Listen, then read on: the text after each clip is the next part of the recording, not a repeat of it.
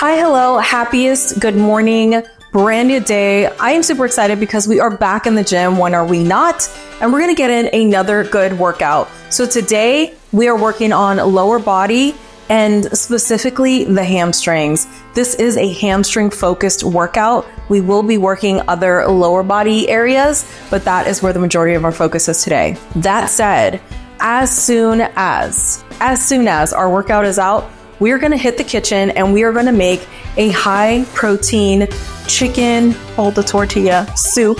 And you will find out why I just said that. But I am going to break down the calories, the macros, and all the things in the event that you are interested in knowing that, because I know a lot of us are, especially on this fitness journey and this healing journey. So let's get into this workout because you know it takes nothing for me to get cold and not want to work out, because already I don't want to do it, you know?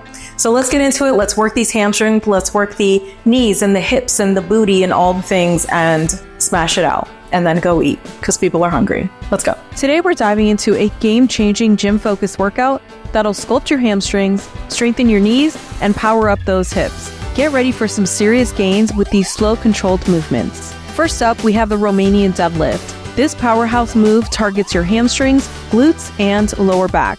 Here's how to do it. Stand with your feet hip-width apart, holding a barbell, dumbbells, or in my case, handles. Hinge at the hips, keeping your back straight, neck aligned with your spine, and your core engaged. Lower the weight along your legs, feeling the stretch in your hamstrings and into your glutes. Then, squeeze your glutes to return to the starting position. Remember, slow and controlled is the name of the game. We're doing 3 sets of 12 reps, increasing the weight with each set. This exercise not only builds strength, but also improves your posture and reduces the risk of lower back pain. Also, it's fabulous for building and toning your hammies and your beautiful glutes. If you struggle with cellulite, then make sure the Romanian deadlift is part of your leg day routine. You will not regret it. Next up is the rope pull through. This exercise is fantastic for targeting the posterior chain, especially the glutes and hamstrings. Here's the goods. Stand facing away from the cable machine with a rope attachment. Bend at the hips, reaching back to grab the rope between your legs. Drive your hips forward, squeezing your glutes at the top. Slowly return to the starting position, feeling the stretch. You'll notice my upper body is stationary, as in my torso, my head, and my arms are not moving at all. The hinge is all in the hips, and the stretch and the burn is all in the hammies and the glutes. For this movement, we're doing 3 sets of 12 reps, increasing the weight with each set. This exercise not only builds strength, but also improves hip mobility and posture. Now, let's isolate those hamstrings with the hamstring curl. I'm doing mine with ankle straps, but if you're in the gym, then you could use the traditional curl machine. Both methods are fantastic, but either one you choose will work wonders for your hamstrings. This exercise is so beneficial for knee health and overall leg strength.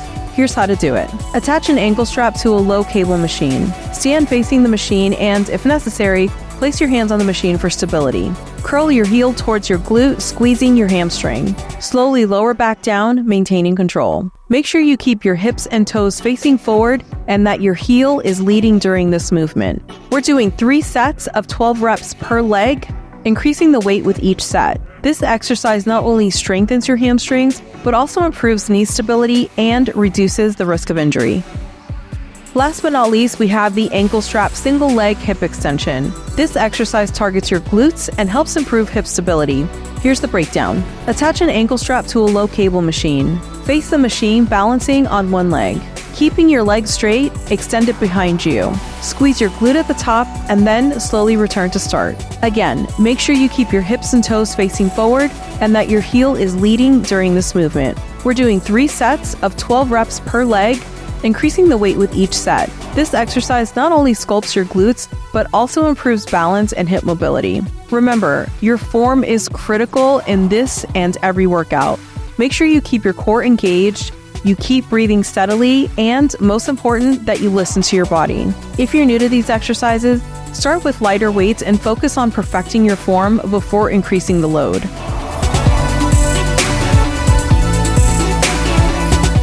As promised, it is time to make a delicious recipe. And if you know me, but at all, then you know I don't have this like written down. I'm just gonna wing it. So let's get into it. So we're gonna start with our veggies first, and I'm gonna make my life really easy and throw them in my little mini chopper, because ain't nobody got time to be chopping all these guys up tiny, you know? So I did tell you earlier that we're going to make a chicken tortilla-less soup. And the reason we're doing that is because my beautiful, delicious husband and I are overseeing, what's the wording here? I don't know what the wording is. I'll say this. We are being really restrictive in what we're eating. So we're watching our calories, we're watching our macros. I know that you have heard me say before, I am not a macro counting girl. I have never liked doing it, but there is a reason for it, and I will go into all of that in a different video. So I did, when I was thinking about this recipe, I did map it out so that it is in alignment with the way that we're trying to eat and still sticking to whole foods and things that are clean for us. So no gluten, no dairy, you know, all of that good stuff, but make it so that it does meet our macros and all of the good things. So I so far have 2 jalapenos in here. I have 1 entire poblano pepper. I'm going in with 3 garlic cloves. I'm kidding, that fell on the floor, but 5-second rule. She's back. 3 garlic cloves, and now I'm gonna cut up this tiny little baby onion that is like the size of an egg. What even is this? So we have our veggies chopped up. I'm going to run them through the chopper, and then we're gonna move on to the cooking stuff. So this is pretty much the consistency we're looking for, just everything to be finely chopped up. I don't want huge chunks of peppers and stuff floating around in our tortilla-less soup, so this is perfect. Let's move on. So if I haven't said it enough, my deepest desire for this meal and meal prep is to do things as easy as possible. So I'm going to use my Instant Pot. We need to make life easy. So I'm using my large Instant Pot, and I am gonna start off by sauteing my veggies. So we're on the saute feature. Rude. So to get things started, I'm gonna add no more than a tablespoon of oil. There's a lot of calories in oil, okay? And like I said, I'll talk about all this in another video, but one tablespoon. And I really think that was under a tablespoon. So I'm just gonna throw my veggies in here, and I wanna saute these guys until they get nice and tender. The onions are translucent. So this will be anywhere from like 5 to 8 minutes, somewhere in that range. But I really like to do this even when I'm making soup and I know things are gonna cook in the Instant Pot and everything is just gonna kind of melt together. But I really like this initial step just to get those aromatics going, and it's just heavenly, I tell you, heavenly. So the next thing we're gonna do is we're gonna add some crushed tomatoes. So I have 2 different kinds here. I have fire roasted with green chilies, and then I have just regular fire roasted. So I just wanted to add a little extra something versus just like straight up crushed tomatoes. So let's add that. So I'm just gonna dump these guys in and get all the goods. Those jalapenos, oh God. Jesus. Oh my God, this is gonna be so good. I'm excited. I am very excited. All right, so moving on. Oh God, we're gonna stop this. We got splatter. Everybody calm down. I'm gonna stir and talk because this stuff is just, it's popping. So I have these containers of chicken bone broth. This is organic from Kettle and Fire. This is my favorite one. And I'm using 2 of them. Each one is 16.9 ounces. So because I am using so much chicken in this recipe, I really want this to be between like brothy and full-bodied, like, I don't quite know the wording that I want to use here. I will think about it. So we're going to go with our first container of bone broth. Try not to splash everything everywhere. And then our second container. So the next thing we're going to do is we're going to add our seasonings. So let me tell you what we're using. So we have some ground cumin, and this is actually cumin seeds that I crushed up in my mortar and pestle. And when I tell you this stuff smells amazing, 10 out of 10. Next up, we have some onion powder, some chili powder, smoked paprika, adobo seasoning, garlic powder, and some pink salt. So everything here is 1 heaped teaspoon, and then the pink salt is 2 heaped teaspoons of salt. So because we just have so much chicken, I want to make sure that there is plenty of seasoning in here. And also keeping in mind that you can always add, but you can't take away. So just be careful. So everybody goes right in. We're going to stir, stir, stir. Oh my God. The smell is incredible. Look at that beautiful color. It is just, it's giving happiness. So the last thing I'm gonna add is my chicken breast. I have 2 3/4 pounds of chicken breast. This is just organic chicken breast that I washed and got prepared.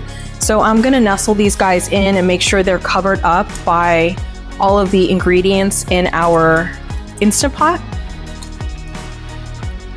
Nice and covered in there. Everyone is just swimming under the sea happiness. And now it's just time to get this guy going. So I'm gonna set the Instant Pot for 15 minutes. I'm gonna do 15 minutes. I think I'll do 15 minutes. And then when this is done, I will let it slow release for probably about 10 minutes, and then I will do a manual release for the rest. And then we will add the last of our ingredients and we'll be good to go. So let's set this.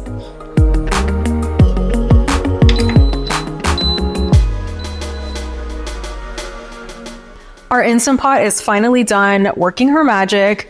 So we let her do a slow release for 10 minutes, and then I did a manual just to get the rest of the pressure worked out. So let's give her an open. Sandal's hot.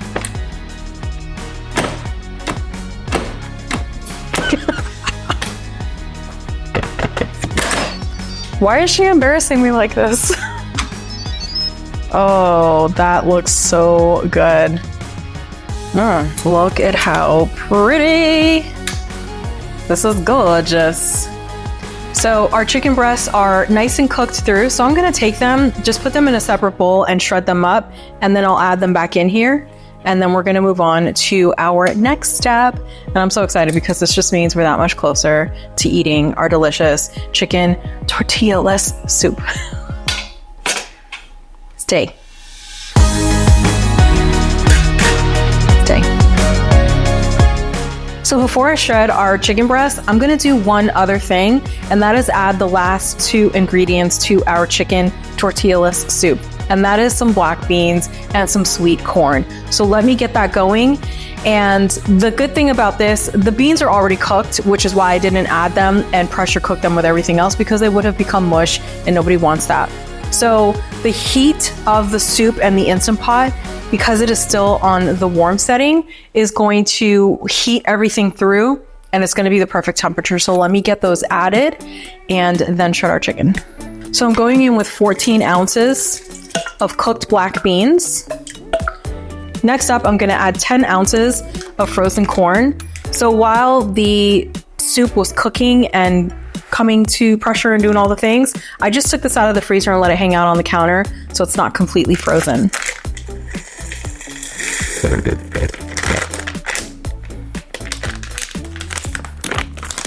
Get out of there, kernels.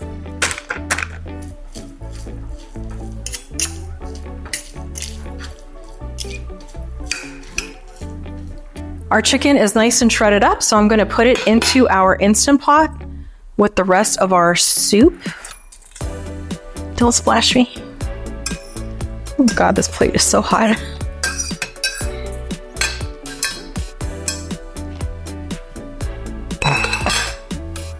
So I'm just going to give everything a stir. Oh my God, that looks so good. Look at that. Look at that. Oh my God, it's so beautiful. You can see the corn, the tomatoes, the chicken. It is just beautiful. Our soup is done. I'm gonna get this served up. we are going to get a proper taste, and then I'm going to go over the macros with you so you know what you can expect if you decide to make this. And I really think that you should because it tastes delicious.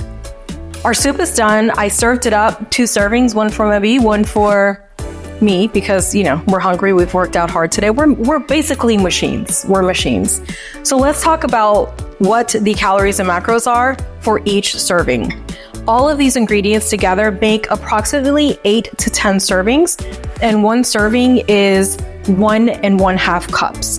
So in that 1.5 cups, this is what we're working with. We have 279 calories for one serving, which again is 1 1/2 cups. We have 39 grams of protein. So if you are trying to increase your protein intake in a day, this is a great way to do it. And remember, we're working with almost 3 pounds of chicken in this recipe, so we're doing very well. We have 4 grams of fat and 25 carbs in this recipe. We're gonna go enjoy this. My excitement is seriously a 50 out of 10. I am so excited. I hope you try this recipe. I hope that you love it so much as I do. And that is a wrap. If you enjoyed this video, and I really hope that you did, please make sure that you give it a thumbs up, you subscribe, and click that notification bell, because all of that really supports my channel and it means the world to me. I will see you next time. Mwah.